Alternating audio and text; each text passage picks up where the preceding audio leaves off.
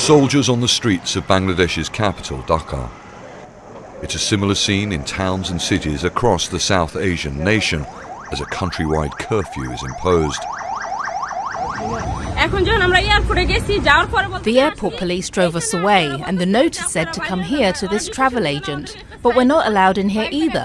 Where will we go during this curfew? This is insane. The security clampdown comes after days of student protests against the reinstatement of a quota system for government jobs. More than 100 people have reportedly been killed, thousands injured. Groups of protesters gathered on near empty streets in Dhaka on Saturday, defying the government ban. The government ordered the curfew after a prison was attacked and more than 850 inmates escaped. The quota system was established more than 50 years ago to help people who fought in the War of Independence. More than half of government jobs are reserved for veterans' children, along with women, disabled people and ethnic minorities. The system was scrapped in 2018 but reinstated earlier this month. The state appealed the ruling and the Supreme Court suspended the case for a month pending a hearing on August the 7th.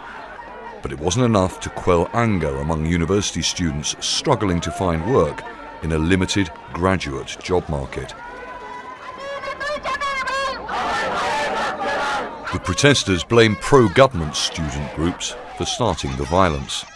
Some of their delegate leaders actually met the three of the government ministers late last night, and actually they put forward 8 demands, which is not clear yet whether government will agree to those demands. Those demands essentially include the resignation of the ministers, some of the top ruling party leaders who, according to the students, instigated the ruling party's student front to attack on the students. Internet and text messaging services have been suspended since Thursday. International phone calls mostly fail to connect. Many opposition leaders, activists and student protesters have been arrested. The government is reportedly expected to announce on Sunday whether the Supreme Court hearing can be brought forward to avoid further violence. Charles Stratford, Al Jazeera. Make sure to subscribe to our channel to get the latest news from Al Jazeera.